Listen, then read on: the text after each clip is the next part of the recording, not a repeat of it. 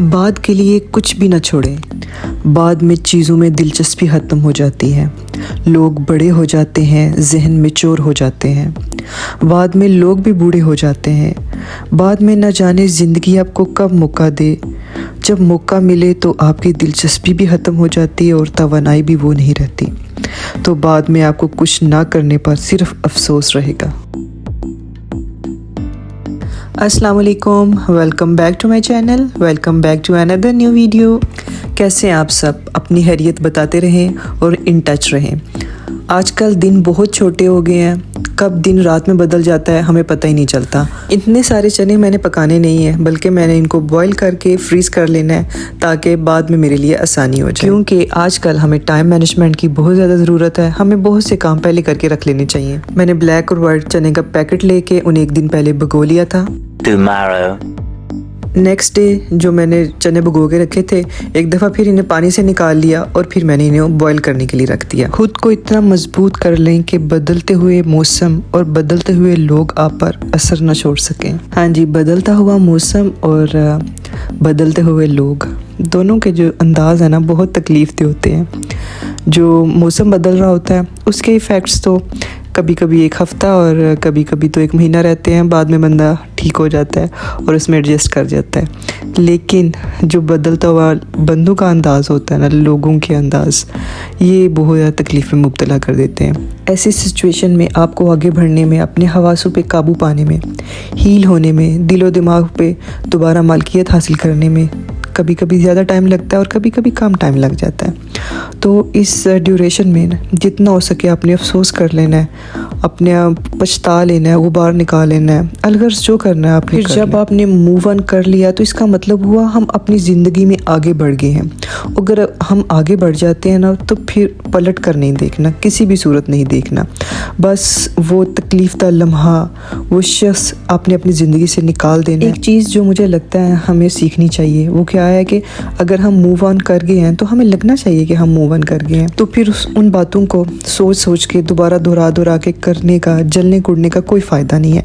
जब chapter close हो गया तो हर खिड़की दरवाज़ा बंद कर देना बस। जब तक तकलीफ़ रहती है उसका इजहार हो जाता है, लेकिन जब सब कुछ ठीक हो जाता है तो वक्त के साथ साथ बिल्कुल सब कुछ ठीक हो जाता है। इस हद तक ठीक हो जाता है कि तकलीफ़ का शायबा तक नहीं। फिर वो लम्हात, वो बंदा आपके सामने भी आ जाए ना, तो आपको बिल्कुल फ़र्क ही नहीं पड़ता। फ़र्क पड़ना आपको बंद हो जाता है। अप्स एंड डाउन्स हर किसी की ज़िंदगी में आते हैं। वो इंसान को मजबूत करने के लिए आते हैं, उसे ज़िंदगी को एक और तरह से जीना सिखाने के लिए आते हैं। आपको अच्छी नीयत, अल्लाह ताला की मदद और आखिर में अपनी लगातार कोशिश की बहुत ज़्यादा ज़रूरत है मूव ऑन करने के लिए। ये तीनों चीज़ें ना जो आपको ज़िंदगी में आगे बढ़ने के लिए बहुत मदद देती हैं ना, ये तीनों चीज़ें आपने अल्लाह ताला से हर टाइम मांगते रहना है। और जिस इंसान को भी ना ये चीज़ें अता कर दी जाती हैं ना, इसके लिए ढेरों मुश्किलों में भी ढेरों आसानियाँ मिल जाती हैं।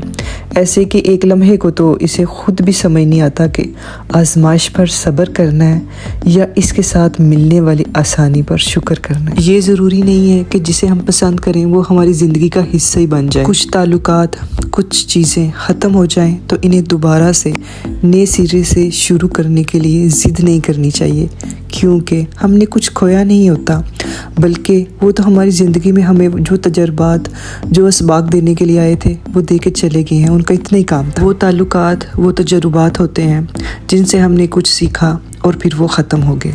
चलें जी, अपने रूटीन वर्क की तरफ आते हैं। आज तो बहुत गहरी गहरी और दिल की भी बातें हो गई हैं। मैंने अपना सारा काम कंप्लीट कर लिया था, बर्तन वगैरह वॉश कर लिए, चने भी अच्छी तरह ड्राई हो चुके थे, इनको भी रखे हुए 3-4 घंटे हो गए थे।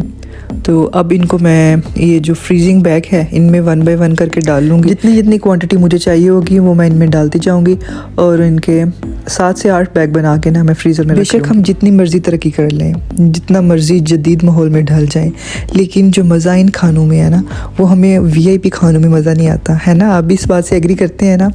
ये जो सादा ग़िज़ाएँ हैं, जो सादा चीज़ें हैं, सादा लोग हैं, वही हमें जो है ना अपनी तरफ माइल करते हैं, वही हमें अच्छे लगते हैं। और ऐसी ही ज़िंदगी में हमारे लिए बरकत और सुकून है। और हाँ, अगर आपको मेरी वीडियोस पसंद आ रही हैं तो इसे ज़रूर लाइक, शेयर और सब्सक्राइब करें। जो इसे लाइक, शेयर और सब्सक्राइब करते हैं उनका बहुत शुक्रिया, और आपके प्यार बड़े मैसेजेस का भी शुक्रिया। जब हम फ्रूट चाट बनाते हैं ना, कुछ देर रखने के बाद हमारा फ्रूट काला होना शुरू हो जाता है। तो इस रेसिपी में मैं आपको कुछ टिप्स एंड ट्रिक्स बताऊँगी जिनको आप फॉलो करेंगे तो आप काफ़ी देर तक फ्रूट आपका पड़ा रहने के बाद भी ना काला नहीं होगा।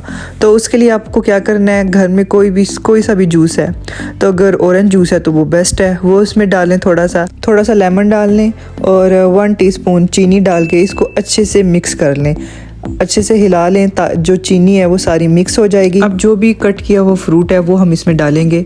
जो भी आपको फ्रूट पसंद है वो आप इसमें ऐड कर सकते हैं। ये स्पेशली बनाना और एप्पल के लिए होता है क्योंकि काट के रखने से वो बहुत जल्दी काले हो जाते हैं। अनार को भी काट के छील के मैंने पहले रख लिया था। इसकी मैंने शॉर्ट में वीडियो बनाई हुई है कि मैंने इसको कैसे कट किया था, आप वो देखें। बहुत ही आसान तरीके से मैंने इसको कट करना बताया है। अब मैं इनमें ग्रेप्स डालूंगी।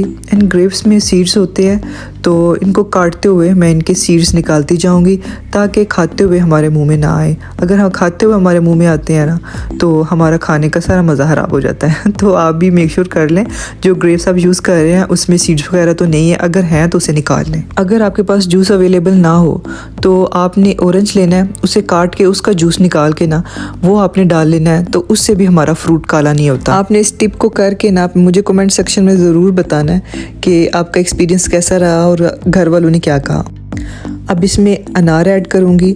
अनार हमारी सेहत के लिए बहुत बेनिफिशियल होता है, इसमें बहुत ज़्यादा हमारे लिए फ़ायदा है। ये आप चाट बनाते हुए ना इसे ज़रूर ऐड कर लिया करें। अब अच्छे से सारे फ्रूट को मिक्स कर लें।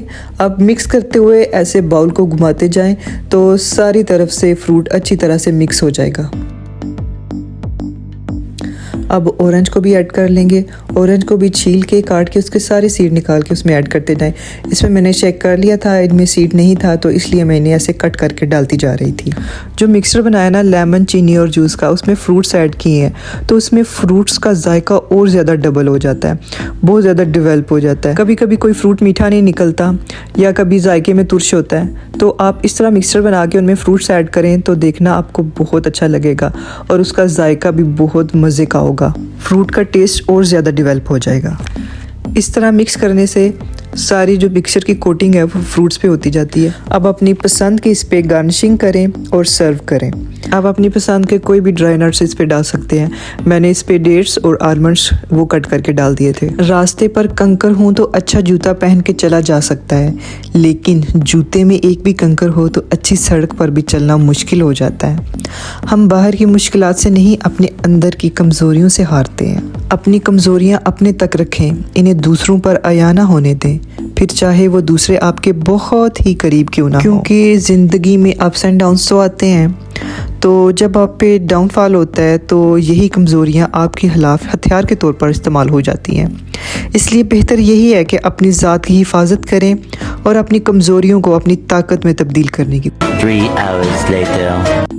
लास्ट में ना मेरी थोड़ी सी चाट बच गई थी। मैंने सोचा अब 3 घंटे गुजर चुके हैं, क्यों ना मैं एक दफ़ा फिर इसका रिव्यू दे लूँ कि देखें बिल्कुल भी ये जो फ्रूट है ना काला नहीं होता। अपना बहुत ज़्यादा ख्याल रखें, खुश रहें। अल्लाह हाफिज़।